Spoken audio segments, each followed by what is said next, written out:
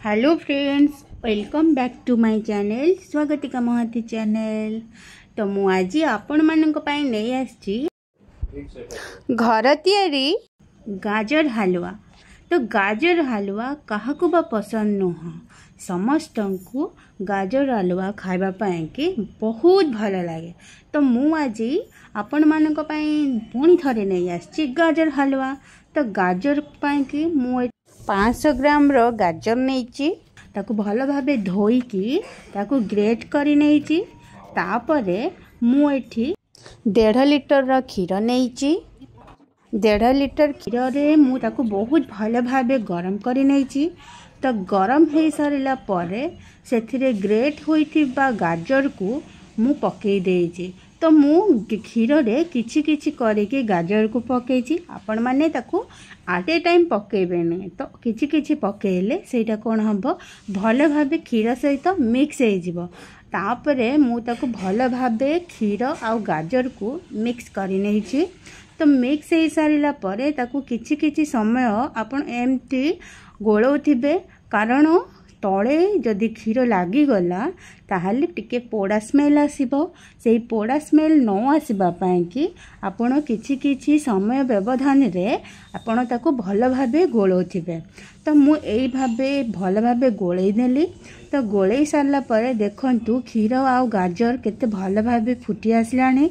तो आपण जो पर्यंत जाके क्षीर मरी न जाइछि से पर्यंत जाके आपण एमती गोलौथिबे, किछि समय नहीं कि गोलौथिबे। देखंतु मोर क्षीर मिक्स हो जाइछि।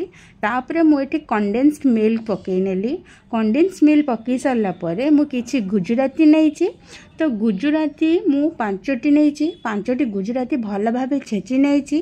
तापरे गाजर हलवा रे मु गुजराती टिको पकई नैछि।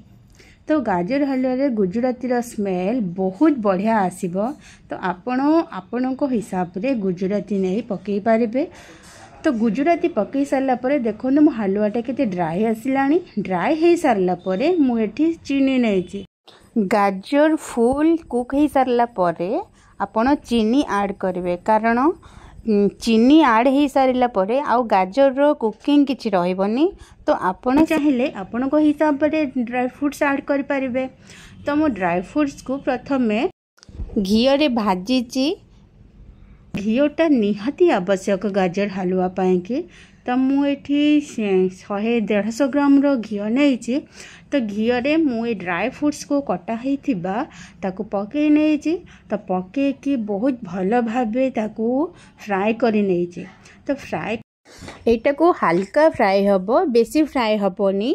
फ्राई हो सारिला परे से घी सहित हमर ड्राई फ्रूट्स जहाँ अछि ताकू भल भाबे आमे गाजर हलवा रे पकई दबा।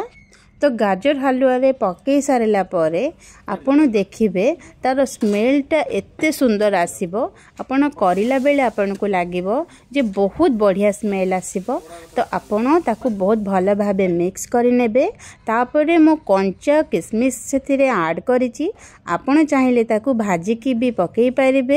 मते तो कंचा पकेबा पाए कि भल लगे, मते भी भल लगे खाइबा पाए कि सेति पाए मु कंचा ऐड करछि। आपण सेटा को आपणको पसंद हिसाब रे पकेई पारिबे।